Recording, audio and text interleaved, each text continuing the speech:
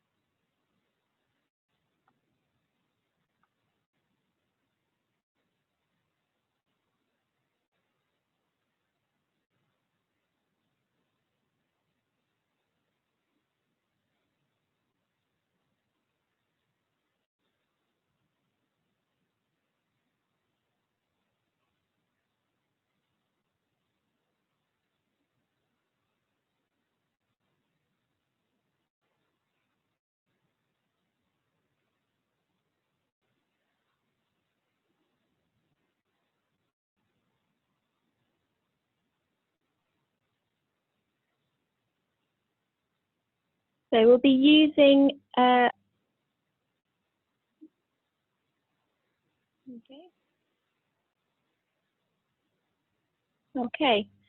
welcome everyone. We'll be using the chat button, chat function that you should be able to see along the bottom if you've got any questions, kind of technical as we're going along, but hopefully we'll be able to run through everything, and any questions that rise depending on what people are sharing this afternoon, if you could share them in the Q&A, and we'll go through them at the end of the session. Okay. So this is one of our series of webinars that we've been running since mid-May in response to the survey that we carried out with members around the issues that have been affecting you, particularly since COVID. So one of the things that came up quite a lot in the survey was how people are engaging with others in their community to get food out to the vulnerable, and how are you going to be able to continue and maintain those relationships for the long term. So we've got today with us Emma from Moo Food up in Muir of Ord, Carolyn from Burgess Food Project down in Peckham in London, and Laura from Belleville Community Garden, which is based out in Inverclyde, kind of west of Glasgow as well. So a good Scottish presentation this afternoon. Just to remind you, you are all muted with your videos off, so we can't see or hear you. The session is being recorded, so it will be available on our YouTube channel probably tomorrow. And if you leave the webinar unintentionally, just use the link again that was provided by Zoom, and you can drop back in to see us.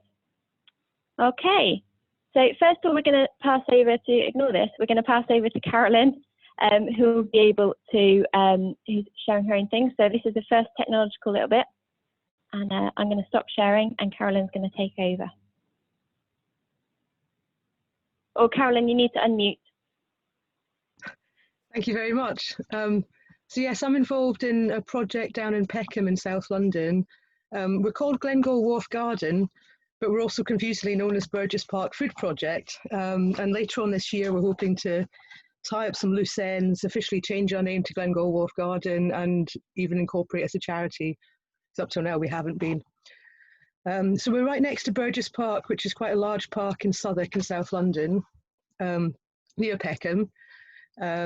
We've been going for almost 10 years now, and when we first moved in, the site looked a bit like what you can hopefully see in this picture here. It was very, very overgrown in places. It was ex-industrial land that had been left derelict and empty. We moved in, cleared a lot of the vegetation that you saw there, and started establishing a garden. And at that point, at the beginning, the idea was to start growing as much food as possible, and showing people that it's possible to grow food in an urban area. When we started off, the first stage, like I said, was to clear some of the vegetation from around the gate, and then start actually planning and creating a forest garden. We don't have any aerial shots of how it looks nowadays, but we do have lots of shots of how it looks at ground level. So I can explain a little bit as we go about what's changed over the years. So over the years, we've managed to get funding and, like I said, put in fruit trees, build a bit of a forest garden, build this shed that you can see in the picture, make these growing beds. We've got a rotation system, and we've got 12 annual growing beds in total, which is for mostly growing annual vegetable sort of crops, so lots of salad crops. As well as that, we've got things like ponds, spaces for wildlife. We've got 2 polytunnels. So this is our big polytunnel, and this is our little polytunnel, which have been really, really successful for growing things like tomatoes, aubergines, chili peppers. We've also got beekeepers who keep bees on the site. We've got some people who keep chickens on the site, and this is them in their chicken enclosure. It's very, very fox-proof. Because when we moved in and started the planting process, this is a cherry tree that was planted about 8 years ago. We've found that there's a lot of wildlife already living there, and there's evidence all over the site of holes where foxes have made dens. We've got a lot of resident foxes. Over the years, the forest gardens developed quite a lot, and a lot of the stuff has grown amazingly. It's really inspirational, I think, when people come and visit and realise what we've managed to do in a really short space of time there. As you can see, we've got quite an abundance of fruit from the fruit trees. We've got things like cherries that are now being harvested. And we've been working a project called Grown in Peckham for the last 4 or 5 years. When Grown in Peckham started, the idea was to harvest food and then get it out in the local community. And there was 2 strands when it first started. One of them was delivering to the local food bank, which is run by an organisation called Pecan. And the other was to hook up with local businesses, mostly small independent businesses, and offer fresh produce to them as well. I didn't join the project until just over a year ago, in May of last year. And at that point, it was quite late to really start growing. There hadn't been much stuff growing in a planned, organised way. And so I inherited a lot of overgrown beds, covered in poppies, a really old cold composting system, which you can see here, where people would basically just cut stuff down and leave it in a big heap for 6 months, and it would never really break down very successfully. So there's a few changes we've made over the time. One of them is to sort of transfer to a hot composting system and try and make as much soil as we can. As you can see, the ground here is completely concrete. The entire site is basically concrete, cobblestones, and leftover rubble, and everything you've seen in the pictures up to now has been soil that we've built ourselves and created on top of that rubble. So the composting is quite a big deal. This is what we end up with sort of at the end of the process. We've got a homemade tumbler here that we use, and what we've ended up with is these really productive growing beds, where we're using organic gardening techniques, we're using permaculture techniques, we're doing intercropping, growing different things together in a polyculture. And because of where we are, we have a very different problem to a lot of other gardens and a lot of gardeners we meet. We've got a lot of sunshine. There's not enough shade on site. At the beginning, there wasn't any running water, so we were relying on rainwater. And as you might know, in the southeast of England, we don't get enough rainwater. So we're lucky that nowadays we have mains water. We've managed to put irrigation systems in around parts of the garden. So these growing beds have all got underground pipes that we can use to sort of drip feed them a little bit. And we use a lot of mulching. So in this photo, you can see we're mulching with leaf mold and also with cut out cardboard. And cardboard is something that's really easy and accessible for us to get. The other problem we've got is we're trying to grow a lot of salad crops, things like lettuce, which don't like bright sunshine. So we've had to be quite inventive and make different shade covers for the beds. You can see a variety of them here. I've got to say our expenditure on shade covers has been very low. We've bought a little bit of green netting, but everything else you can see is items that have been found in the streets of South London and put to very good use. Another thing we use to mulch with is nettles and other vegetation we've cut back from other parts of the garden. So you can see here we've got nettles mulching around kale. Inside the polytunnels over the winter, we were able to grow quite a lot of salad crops this year. And that was a really nice protected growing space. That meant that when we started the project again in the end of January, beginning of February, we already had a lot of salad ready to go. We've been making deliveries every single week to Pecan Food Bank, and last year that meant delivering to the church halls where they were asking their clients to come and collect food from. Since the lockdown started, they've changed their operations entirely. They don't think it's safe to have people travelling to the church hall, and then all the processes involved in cleaning the church hall would be difficult. So they've switched completely to deliveries only, and they've been lucky in that they've attracted a lot of volunteer drivers and cyclists to make those deliveries. So what we do on a weekly basis is harvest fresh produce from the garden. It could be fruits, it could be vegetables. Every single week it's salad bags, and that's one of the most popular things we've been asked for. And send that down to the food bank. They then distribute it to lots of different families in the area. There are other projects in South London which we've been supporting and working with, and we're at the moment trying to increase our harvesting and our production so that we can supply as much food as possible to all these different groups. There's a local mutual aid group down the road from us in New Cross, and there's also a scheme called Peckham Pantry, and that's a scheme that people sort of move on to once the universal credit gets sorted out, and it's still on a very low income. They can pay a small amount, I think it's £4.50 per week, and then visit the pantry and stock up on food to the value of about £15–20. So we're hoping to have more of our produce there. So obviously we grow a lot of stuff that you might expect. So we've got, different coloured potatoes. We grew a lot of garlic the last couple of years, and that's been incredibly popular. There's always an issue, I think, when you're gardening and growing food. As a gardener, you might be interested in growing stuff that's quite exotic and interesting, but when you deliver that to the food bank, what you get a lot of the time as feedback is, oh, can you just send us stuff that people recognise? We've experimented with making labels and writing in different languages what the vegetable's called. Garlic, I would say, is one thing that everyone recognises, everyone loves, really, really popular. And so we devoted a lot of growing space to garlic over the winter, and that was in the ground for 6 months. It's elephant garlic, came out really beautiful. We're still sending it every week right now. We've got so much of it. It's been brilliant. Another thing that has been really popular, like I said, salad bags. People really appreciate getting fresh stuff. And our salad bags include, as you can see here, edible flowers from around the garden, as well as rocket, lettuce, different leaves. And last year we also grew a lot of chili peppers. That's thanks to that little polytunnel we saw earlier. These ones are actually harvested, I think the date stamp's on it, right at the end of November. So we were lucky with the polytunnels. It meant we could keep growing right through the winter pretty much. And again, chilies, everyone seemed to love them. It's something that people can use in whatever food culture they come from. And this photo shows some of our produce like on offer at the food bank. Again, at the end of last year, we were still supplying salad bags. You can see there we've got fresh coriander. We were doing quite a lot of herb bags as well. But I think what we supply to the food bank has been really appreciated because it's something that's really fresh. And, there's a marked contrast between our sort of salad bags and the other things you see on this table. A lot of food banks are relying on really processed food and really packaged food and, stuff in cans.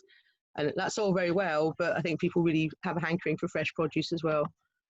So this is some of our volunteers delivering to food bank. We've got a system at Glengore Wharf where we've had people come in and volunteer for us as trainee food growers. And last year's group actually started in May and went right through till December. So they were with us for the whole 6 months pretty much.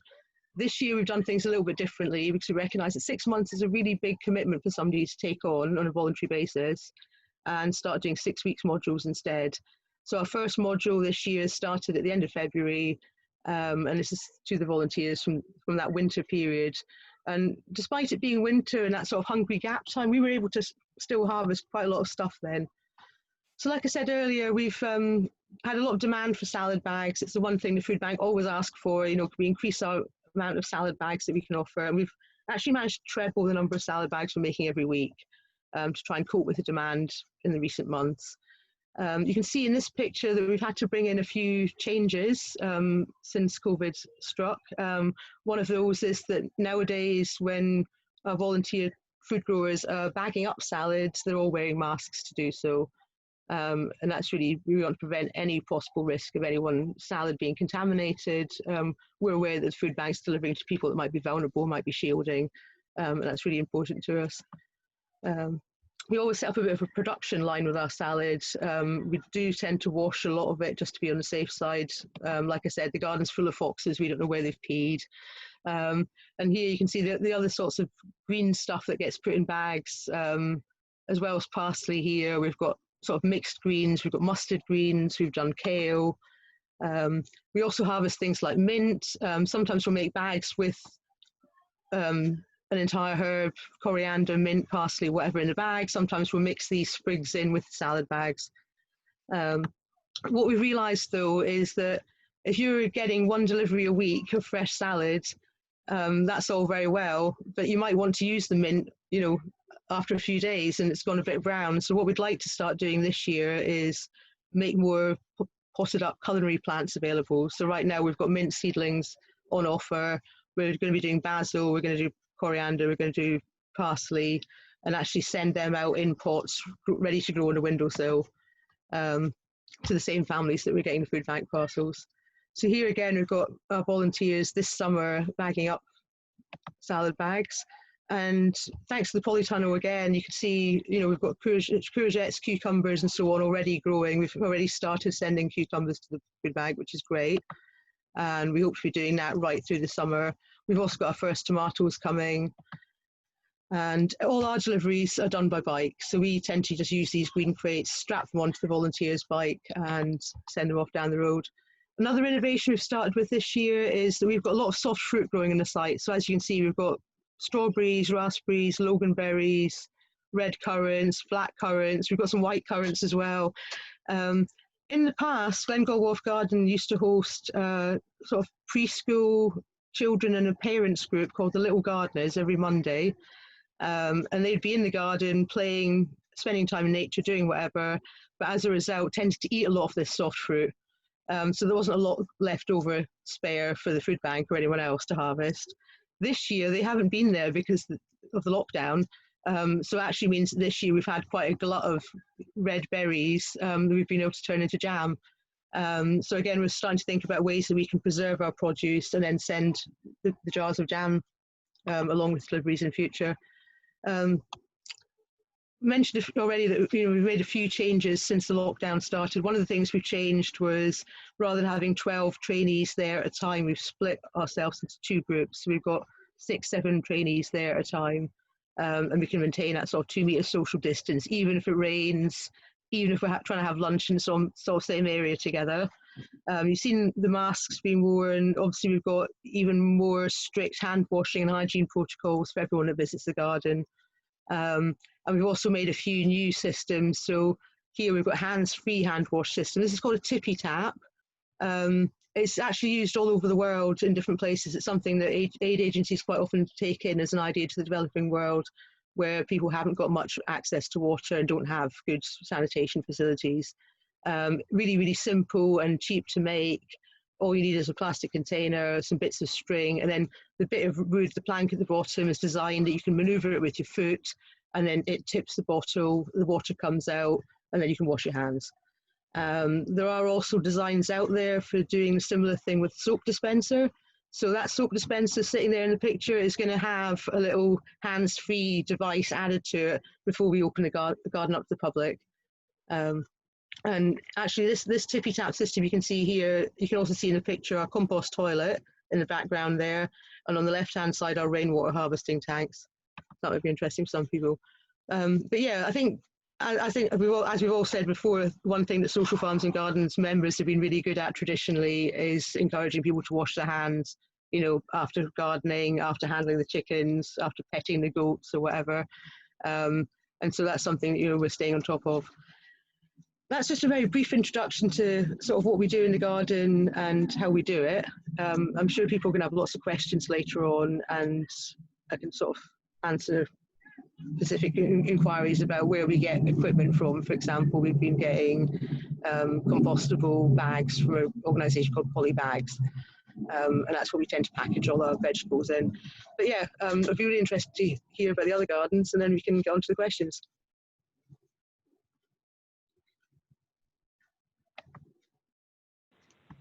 Lovely, thank you so much, Carolyn.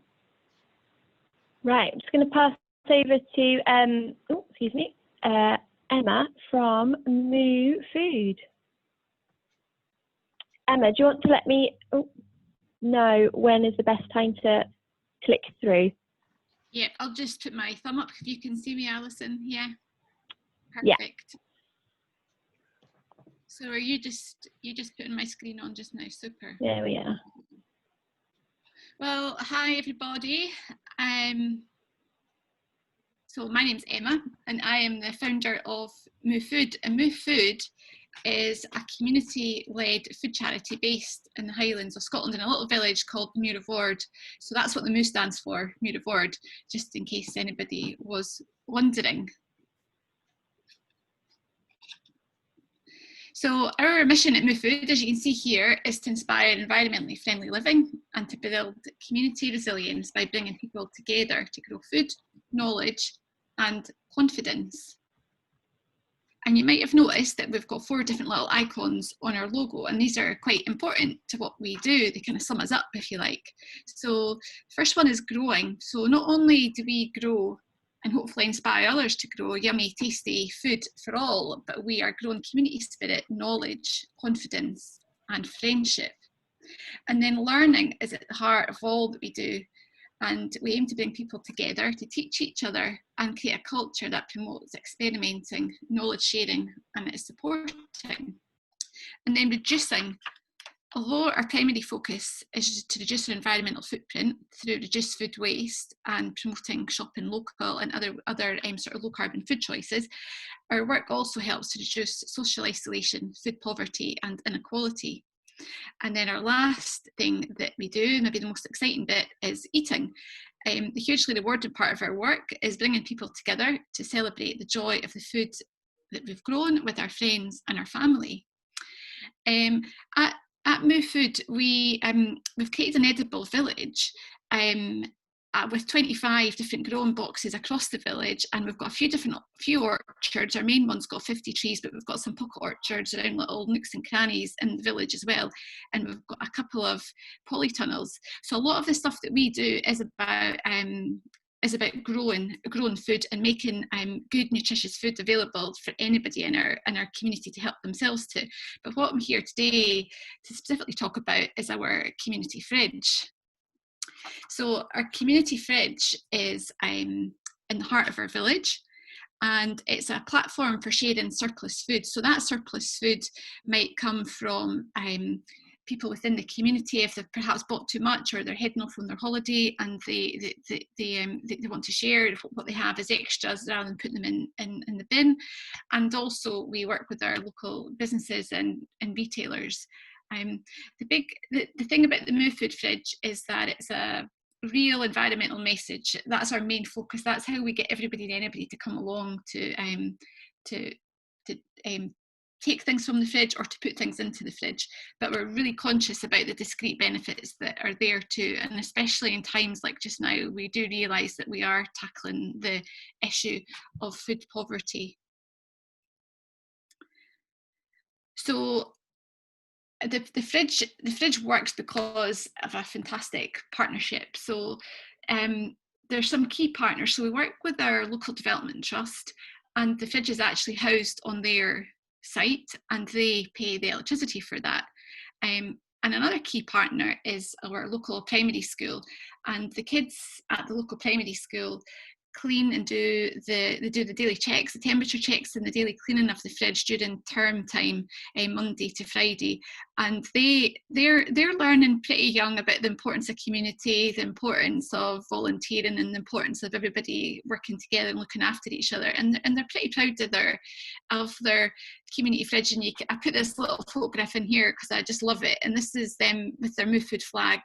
The school decided not to be an eco school but to be a Moo Food school. So they work through our programme. We work with all 250 kids across the academic year with growing, harvesting and cooking, as well as the fridge. So they're a really key partner for Moo Food. And then, as I was saying in the slide before, our local retailers are key in engaging them in the food waste conversation and helping keeping the fridge stocked up. So we get our donations from our food every single week from Lidl and Tesco and the Co-op, and that's the 3 supermarkets that are close to Muir of Ord, and then also our independent retailers, so the butcher, the baker and the local, even our local Indian takeaway, they all pop things into the fridge on a weekly basis. The Lidl, Tesco and Co-op's obviously a much more formal arrangement, and we've got our slotted days where we're allocated, and that's gotten a bit busier during this last few months, because there's been more community fridges popping up, so we're sharing what's coming from the supermarkets with other communities now, which is fantastic.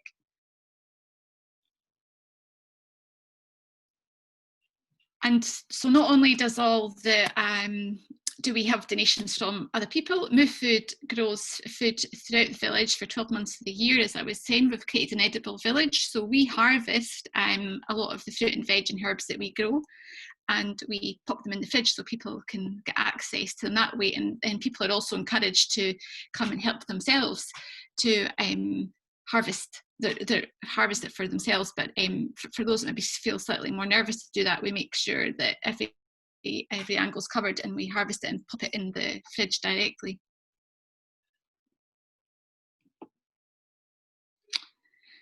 So the fridge is hugely volunteer-led. I would say completely volunteer-led, actually. We've got a fantastic team of about 12 people that they look after the fridge during the weekend and school holidays, or during lockdowns and pandemics like we're in just now. It's completely and utterly being looked after by the volunteers. And here's one of our Fiona, who's one of our local stars, who not only collects stuff from the supermarkets but also makes sure that the fridge is clean.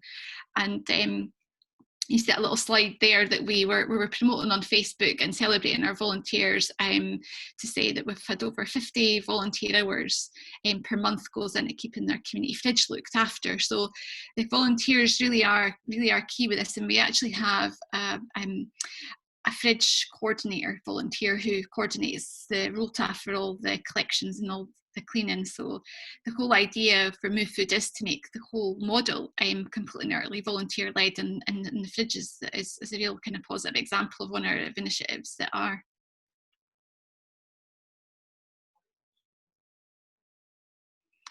So during the last few months, we've had to change how we've worked. The fridge is absolutely and utterly still being used, but some people don't want to put their donations or their leftovers into the fridge because it's not monitored, so there's no way of actually knowing who gets it. And some people want their food to be directly benefiting people that are struggling, vulnerable people within our community. So within the first sort of week of lockdown back in March, we set up an emergency food parcel scheme. So I should have said right at the very start that Move Food largely, our biggest funder is the Climate Challenge Fund. So they fund our staff. We've got 3 part-time staff. And when we found ourselves in this situation a few months ago, we ended up with some money from local businesses through our local community council, and then latterly through a Scottish Government fund that was there to support local communities. So that's where the money came for these emergency food parcels. So basically what was happening was that we were going out buying food on bulk and setting up these parcels, and we had an emergency phone line so people could get their food parcels delivered initially, or we could help with their groceries or collecting their medicines, whatever it was that they were needing. And then that sort of evolved within a few weeks or maybe a month to we opened up our village hall on a Monday and a Thursday for people to come and collect food parcels. Again, that funding's all just come from various little pockets, £500 here and £1,000 there and whatever, and it just sort of keeps trickling in, and there's a little bit of donations there from the supermarkets and go to the fridge. So that's 2 different ways that people can get access to food within the community. We've adapted from just growing food to trying to support the community with what they need. So we've created a little befriending scheme, which is where our volunteers are just phoning up people in the community to have a wee blether and make sure that everybody's doing okay. And just really trying to build on that, the culture that we've got in our village, where people look after each other, and that we share, and that we care. And I really feel that through work that we'd already had been doing for the last few years, we'd been building resilience within our community, and we'd been working on creating social connections and friendships, as I was saying at the very start. And that certainly became quite obvious, the benefits of that, when we find ourselves in the middle of a crisis, that there's already those between people, and there's already the culture of people helping each other. So within literally a couple of days, they were mobilised quite a fantastic volunteer response.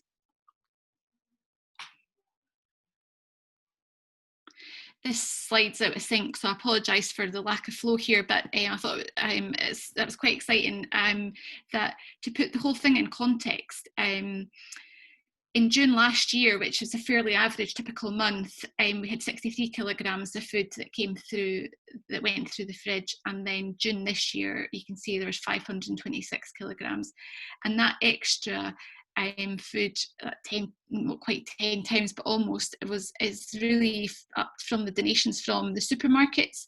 And there was already an increase in sort of build up of understanding what we were trying to do. So the supermarkets were starting to come on board a bit more before COVID, but certainly the donations have significantly increased, as you can see from that figure there, which the demand has increased significantly, and it's fantastic to see that the supply has matched that.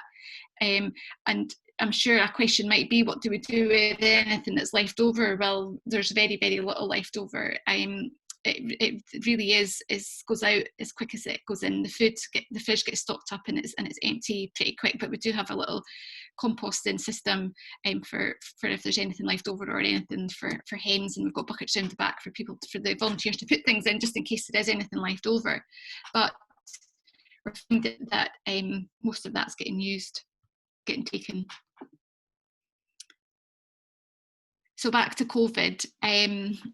Other things that we've been doing at Move Food in response to the changing environment that has come about from this pandemic is that we've seen a massive increase in grow your own, and people have had a lot more time because they've been at home, and people have had first-hand experience of realising the challenges brought around by having long, complicated food supply chains, and we've just tried to support that as best that we can. So we have we got a new little this is beside the fridge, this little plastic greenhouse type thing, and we've just been popping in seedlings of various different kinds.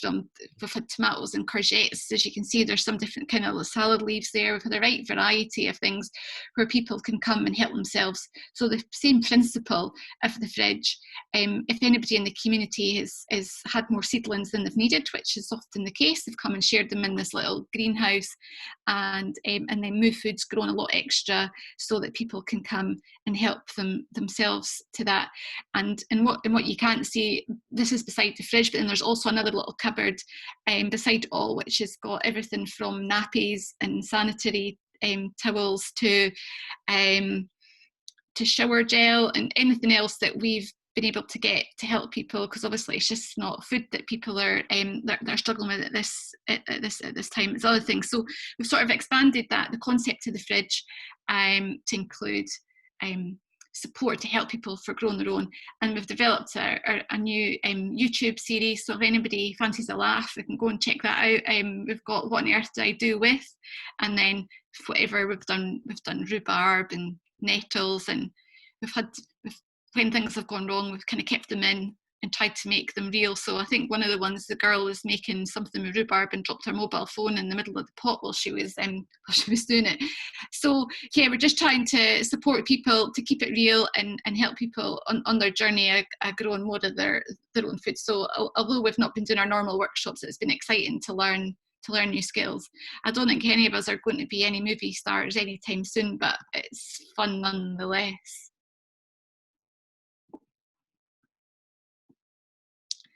So, as I was saying a few slides ago, on a Monday and a Thursday, we have had our emergency food parcel collection in our village hall.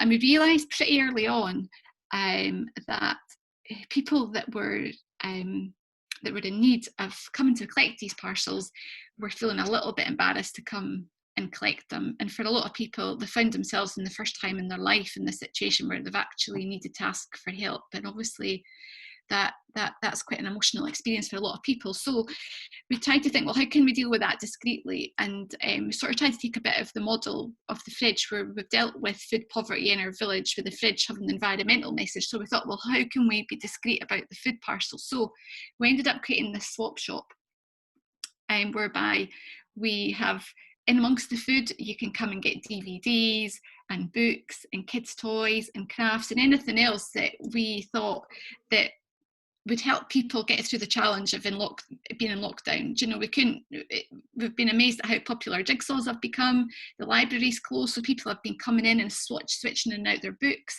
And while they're doing that, they can very discreetly pick up their food parcel, and nobody knows they've walked into the hall because they're needing free food. They've just come into the swap shop and they've taken out a couple of bags, and nobody really needs to know what's inside the bags. And that's worked a lot. That's sort of it's just made the whole thing a bit gentler and a bit easier for people. And then in the last few weeks, we've sort of expanded it to do a uniform swap shop.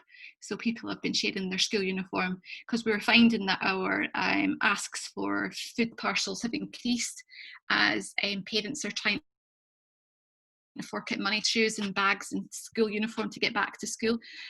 So again, promoting that culture of sharing, which is a huge part of what Move Food was doing pre-COVID, and it's certainly something it's something that we've tried to kind of keep as a thread going through all of this. So going forward, we're in the situation now where we've got our action plan for recovery. So we're really trying to move from this sort of response mode to what is the longer term recovery. And we've got a lot of support locally from NHS and others, and Third Highland, Third Sector Interface, and other local third organisations that are in a similar situation from us, and the Highland Council, to support, so we can support our community to get from this point where we've got lots of people dependent on food parcels that we're giving them, and how can we get them to the point where they're supported in a more sustainable way. So thankfully there's quite a collaborative approach in terms of supporting communities. So we're working and moving into the recovery phase of that, and I think that'll go through the next few months. We'll be working on the transition to what happens next. Our priority really is, and it sort of has been from the start, but even more so now as we sort of get out of this sort of immediate kind of crisis mode and start thinking about the recovery, we are thinking about how do we help individuals and our community to become more resilient. So it's not just about handing out free bags of food, it is about really thinking about the impacts of doing that, and the alternatives and the wider more sustainable support that we can provide. And I'm not sure if anybody's come across the concept of a Casserole Club, but we picked up on this idea earlier in the year, and that's where someone in a family is cooking a meal. Say you've cooked a lasagna and it feeds 6, but there's 4 of you or 5 of you in your house. You've then got two portions left. You then take that to someone else's house, so someone in your community who is unable to cook for themselves, or for whatever particular reason. So it's a bit, whatever thoughts were coming down, let's disguise this as a food waste initiative, but at the same time we can be breaking down social isolation. So in an ideal world, when we get out of the current restrictions that we're in, we would actually share a meal, which we did invite someone to share the meal with us, but the model just now is more based around taking the portion to someone and handing it to them, to ensure that people are having a hot meal, and doing that in a way whereby we're all supporting each other.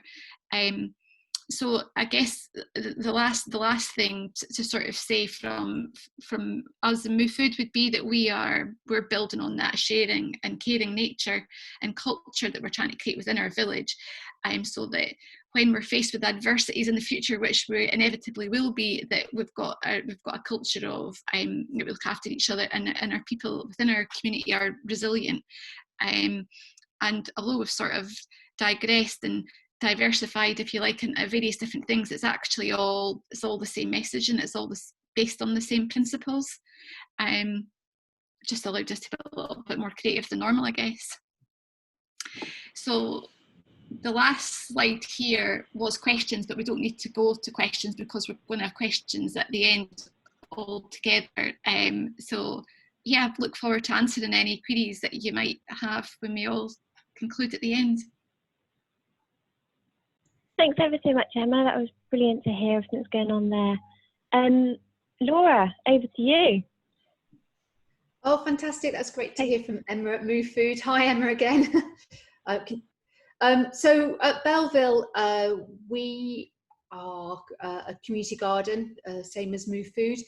We're based in an area of high deprivation impact. Our postcode is unfortunately the most deprived apparently in Scotland. We found out earlier this year. So do you want to just, Alison, can you change the slide? That's great. So this is us here. Just a mixture of, we attract people from all different types and backgrounds and ethnicities in Belleville. We're a real sort of mixed bunch.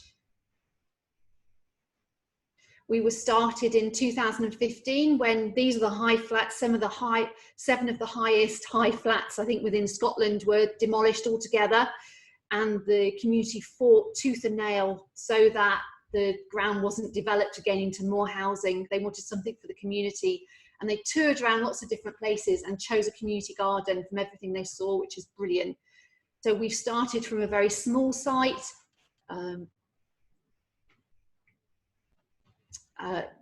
So here we've got, oh, just go back, sorry.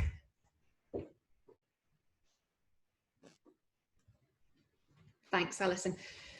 So we started from a very small site with a small shipping container and just this area of ground in front of us, community beds, each one of the 7 big beds named after the name of the high flats that used to stand before it. When it's a nice day, and I'm looking out now and it's an absolute monsoon, rainfall certainly isn't a problem like in London, but it can be just fantastic where we are. Even though the area has its real issues, it can just be amazing to be there. We grow a whole range of produce, and we used to have to weigh the produce because, again, like Move Foods, we're financed by the Climate Challenge Fund, but this year it's fantastic we don't. People can come and pick the fruit and harvest the food. For a lot of people, they can't get out to have holidays, they can't go, it's miles away from the nearest fruit picking area, farm, so they can come here and pick strawberries and berries and things and share them with their children. So this is our office building. So we expanded to here a few years ago, where we can offer cooking classes. And one of the big successes we've got before COVID was the Friday cafe called Soup and a Blether, where we turned the whole thing, all 3 of the office spaces, the education room, the outside, into a big community cafe where people can come. It's pay as you feel, so there's no pressure on you if that week you just haven't got the money to afford to eat. And it's also a great way of sharing food surpluses. We collect from most of the major supermarkets every day of the week. So it's a great way of starting to share that on discretionary tables.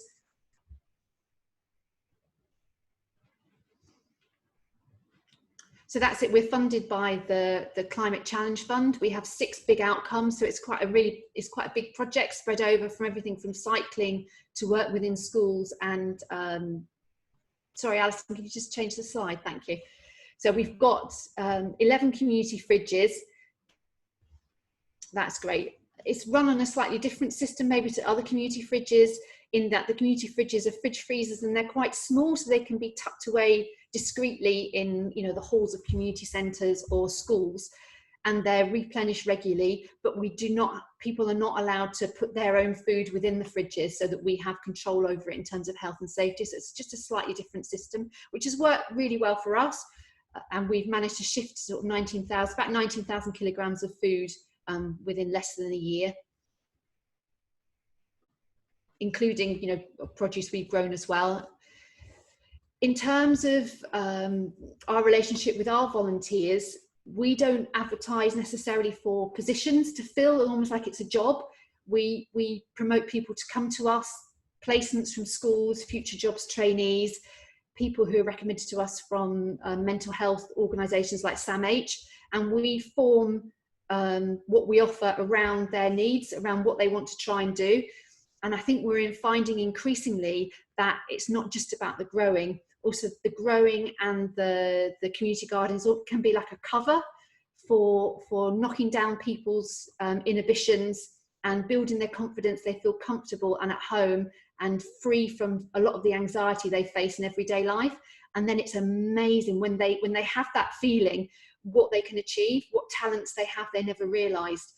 And this is increasingly what we're finding in the area where we're working, that it's not just about the growing. It's if you just limit it to the growing, you're limiting what people's potential is, because you can, once they're infused by the growing and the ethos that you're presenting, you can look at technology, transport, like cycling, for example.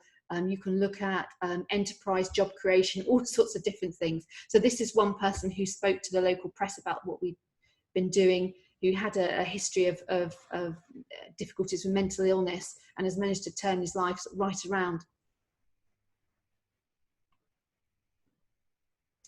So again, we mentioned about collecting from different shops in the local area. So this was something that was in the local Lidl, published in their national magazine, and some of the shops at the top are from our community cafe. Obviously pre-COVID, is so sad we've not managed to open back up yet, so that's one of the things that we're starting to look at in the next few weeks as to how, if, when, how we can open up something like that again, because a lot of people relied upon it.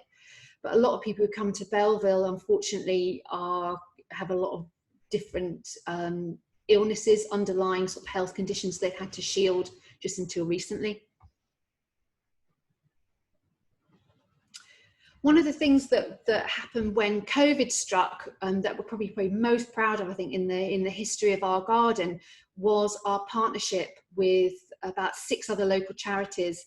We formed almost like a sort of disaster relief fund together. We held almost daily Zoom calls, and we were looking at what the local needs were within the population and how we could respond to those.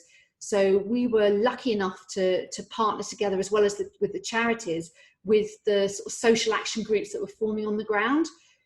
Inverclyde, unfortunately, as well as having this awful postcode, it also was named COVID capital because it's got the worst death rate of anywhere in Scotland. So we were struck very, very hard. It was very, very difficult. So, but we matched that awful need with huge amounts of community goodwill, response and resilience. So, for example, our phone was ringing off the hook at one point, and another local charity, which is a signposting and sort of enabling charity, was able to step in and field all our phone calls and all our social media, and we learned so much from that, because people were phoning up wanting one thing. So I'll just move it on to what we did. So we created self-isolation food boxes. That was our sort of the big element that we focused on first of all, because that was the need, that people couldn't get food, couldn't afford food, couldn't find food. So we provided these self-isolation food boxes from the 15th of March. So just literally at the moment of just before lockdown. They would phone in for the food boxes or message in off them, because sometimes they didn't have any credit on their phone, but actually what they needed was a full sort of package of support, which they hadn't realised or maybe had taken advantage of before then. So we created almost, I think it's just over 4,000 in the end, 4,000 food boxes sent out, which we did purely through deliveries. We took over a sports hall in the end. So this was very early days. You can see 25th of March. This is almost pre-social distancing. This photo was taken at the top. We created a range of, in the box, a range of food items, from some ready meals for people who were suffering, obviously from COVID often couldn't be able to cook a meal themselves. Some people didn't have the knowledge to cook meals, so there were some ready meals there that were cooked by us or other local cafes and charities, put together with 7 days worth of food, including a lot of fresh food, you know, fresh eggs, fresh fruit and veg, some of it grown from the gardens, but some of it, you know, we purchased, and also had access to all the surplus food.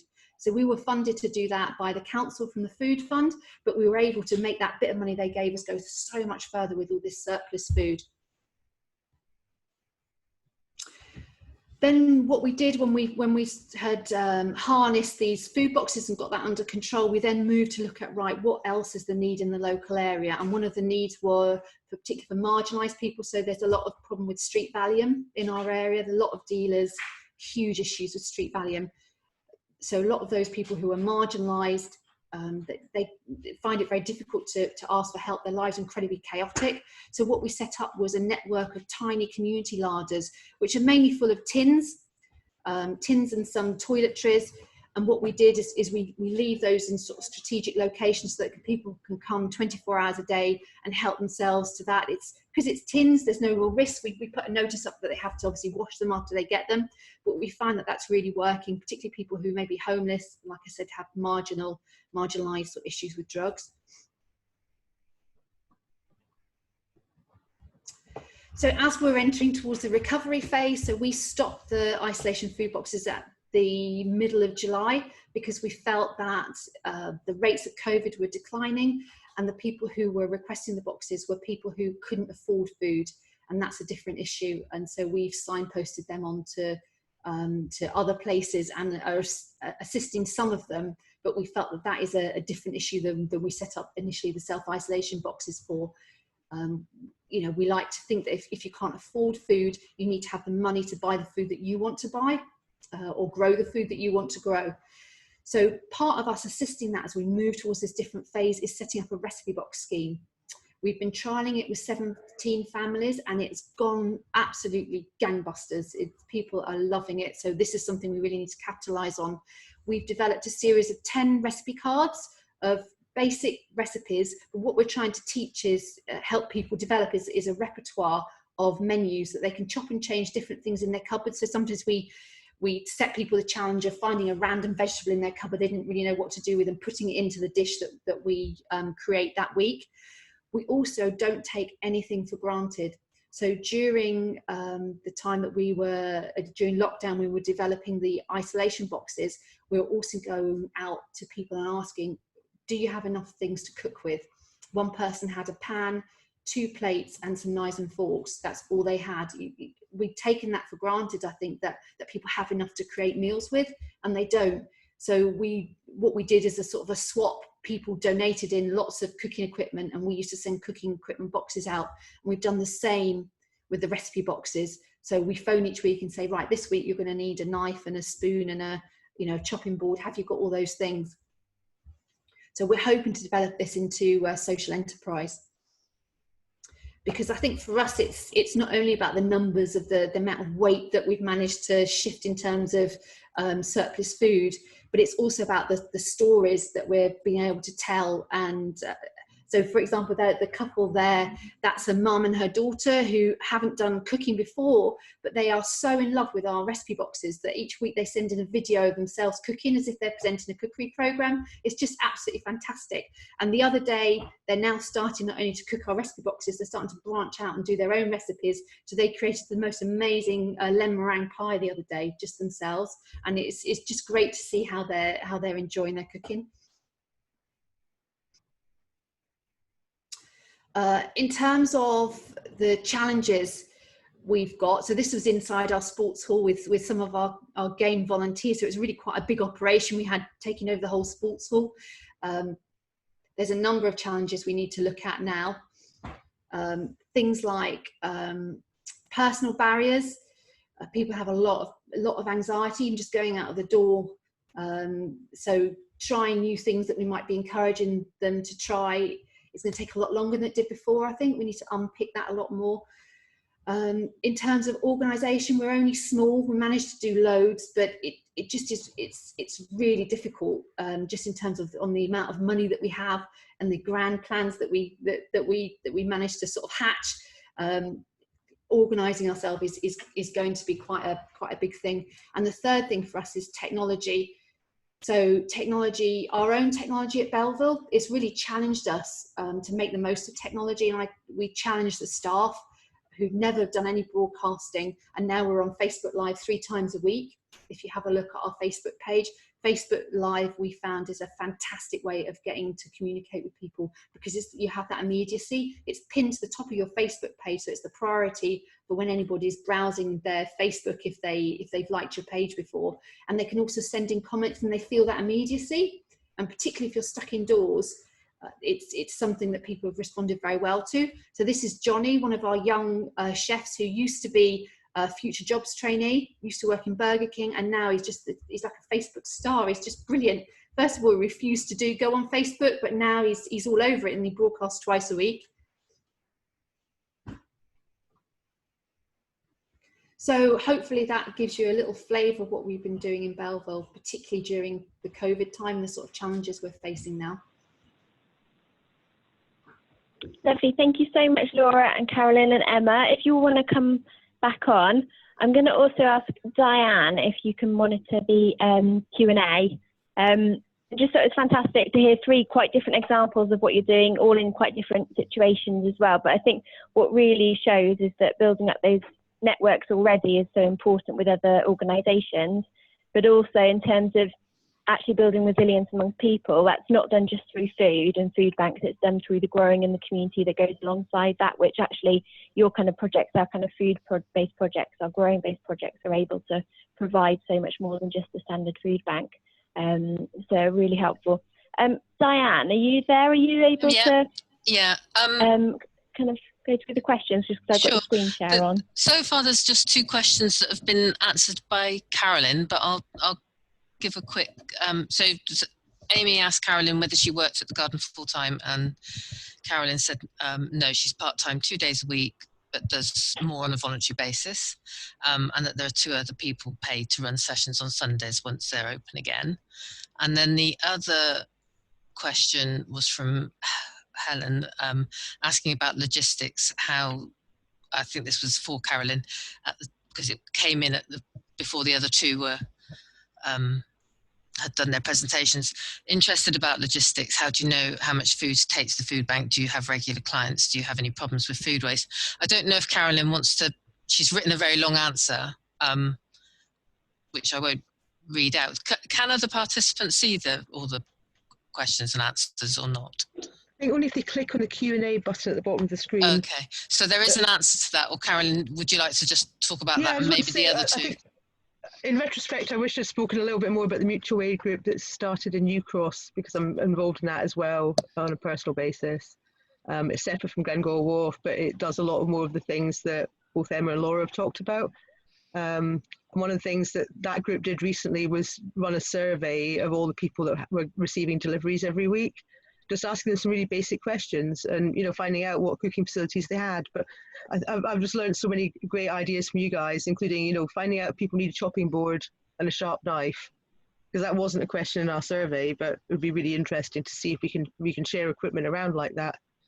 The place the mutual aid group's based is quite similar in terms of it was a community run space with a very small garden, and already was running weekly meals on a pay what you can afford or pay what you feel like basis.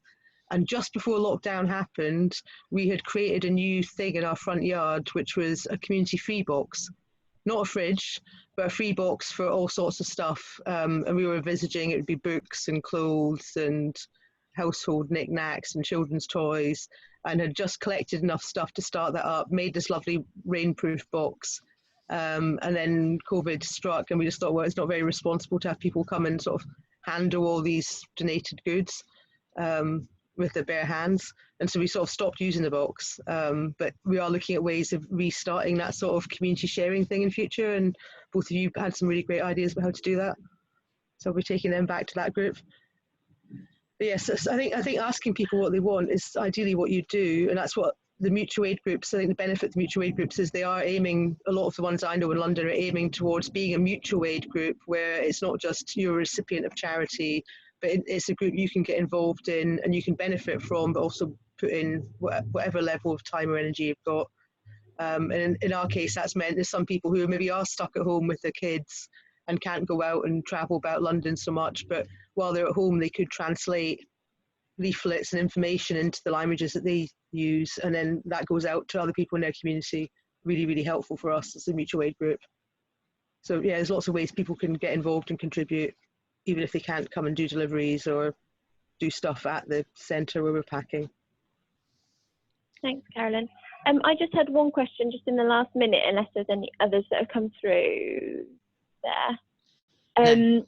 So Emma and Laura, you both mentioned, Emma, you mentioned that you do take deliveries from supermarkets, some bigger and some of your smaller retailers, formal and informal agreements. And Laura, you mentioned that you do collections. Can you just give a really quick overview of how some of them came about? Just 1 minute. I don't know, Emma, you want to go first? Yeah, just quick.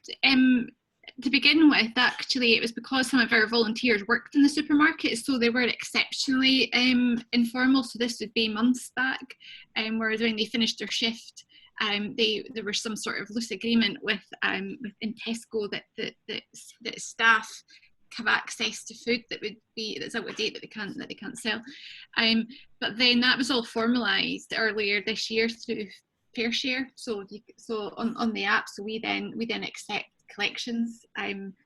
That's through, and you know what? I'm actually not the person that organises that, so I don't know the actual details of it all. I think the Co-op's a slightly different system from the one that we've got for Tesco and Lidl, but it's all done formally now, where we accept collections and then volunteers then collect them. We've got set days where we go to collect them. So it's gone from informal to formal, and then our local retailers, they just put it in whenever they put it in. It is just random, although it's regular, but there's no commitment. I hope that helps. Yeah, so we have formal arrangements. We belong to Fair Share, like Emma says, to collect for Tesco's. We also receive collections from the Fair Share depot in Glasgow. So that's Fair Share. There's also Neighbourly. So Neighbourly covers Co-op, Marks and Spencer's, stores like that. And they have collections through the week. You normally go at night, so you need volunteers that are willing to go out at night. They send you a message and then you go and collect. That's the way that happens. And then Morrison's at the moment are doing, they're actually bringing in food. So it's rather than it's surplus food, they bring in food. I think they're going to do that to the end of September. So you get a weekly collection from them, and that's really good food because it's a lot of things that often you don't get at surplus. Okay, thank you so much. Got another couple of questions, Diane. Have we got time for them, do you reckon? Well, one was Helen just saying thanks to Carolyn for responding. And Jill from Bulwell Forest Community Gardens in Nottingham's just shared what they're doing there, which is they've given over a corner of their plot to a local food bank for them to start growing veg themselves for their service. And they're responsible for looking after this themselves, presumably providing some of their users the opportunity to put something back into society. And then we had the example from John at Healy. Shall I go back to that email? Yeah, do you want to share that? So Healy City Farm, which is in Sheffield, a very long established city farm. John's not here today because he's distributing food parcels from one of their local food banks today. But they've been running local food growing community gardens in the grounds of two churches who both run food banks. Before coronavirus, they ran weekly sessions at these gardens at the same time as the food banks were open. The gardens are supervised by Healy City Farm food growers and supported by local volunteers.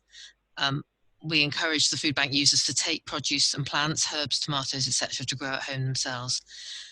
But during coronavirus, they've cancelled these sessions and the gardens have been managed by key volunteers. The produce has been harvested and either given to the food banks, who welcome fresh produce to complement the baked beans, etc., or distributed to local vulnerable people. Produce grown on other Healy City Farm gardens has also been sent to these and other food banks. So that's another example of another way of, or a similar way of organising things. Yeah, nice model. Again, it's using that growing to build that community and resilience around the food. got some more questions. We will Yeah, another Kathy from Derbyshire Food Growers Facebook group, which is a mixture of individual gardeners, allotment holders and social community gardens. And she's interested in encouraging growers to deliver surplus produce to local food banks, soup kitchens, mutual aid hubs. Obviously, this would be quite variable, stroke seasonal. Do any of the panelists have any advice about that idea? Because I don't know if we've got time for that. Did you get that? Valid, so this is good. No,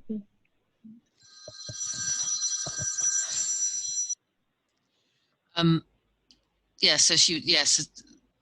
Can anybody give any comments on that one? No? Yeah, I think they could. The first step would be finding out which mutual aid groups, food banks, etc., exist in the area, and then having a chat with them and finding out what they're currently supplying, if they've currently got sort of fresh veg coming in from Fair Share or from Tesco's or whatever, and kind of what they would appreciate. And then it might be that in some places the food bank's the best destination for it. In other places it might be something like I mentioned the Peck and Pantry project earlier, and we think for some of our vegetables that's a better place to put them, because then people are actively choosing, yes, I want that thing, rather than just get sent to their doorstep. They don't know what to do with it. Okay. And I mean, there are projects out there that are doing things like preserving food, and people talking, making jam and that sort of thing. There might be a small group of people out there that already are doing that. There might be people that want to do that. So it depends, what sort of food you've got from the allotments. Okay, I think that's people saying thank you now, and lots of food for thought. Fantastic. Thanks. Yeah, literally food for thought. What I will do at the end of this is I'll send around some of the links that have been mentioned around FareShare and Neighbourly, and just maybe a little bit of an overview of everything that everyone shared, and a link to all of your sites and your Facebook, because I think all of you have been pretty active on social media. You can check out, it's Johnny, isn't it, with his cooking and his curries that are looking Facebook Live at Belville. That's great. Thank you ever so much to Carolyn, Laura and Emma for your time volunteering to participate in this and sharing your experience. If anyone as well has any other thoughts or any other questions, don't hesitate to use the Social Farms and Gardens Facebook group, which involves members sharing their expertise and answering questions, and no question is too silly. That's a great space to develop ideas and to hear from people first-hand experience. Upcoming webinars, we'll have a few more from this COVID series. We haven't got dates for them yet. Chatting to the presenters here earlier, hopefully we'll do one on making videos as well. So looking at diversity and working with vulnerable volunteers, kind of particularly people who've been shielding during this time, and how do we bring them back into our site. We've also got another webinar which is part of our Growing Care Farming programme, which is a snapshot of the sector, which may be interesting to people in a couple of weeks' time. All of these can be found on our website on the events section. There's a little bit about the Facebook group. If you have any issues with that, just ping me an email or admin at Social Farms and Gardens, and we'll be able to signpost you to the right spot. Thank you very much for organising today. Brilliant. And good luck with everything, everyone. Thanks, bye. And we're now going to stop the recording, and you'll all be free to chat. Great. Nice to meet you all, and yes, thanks.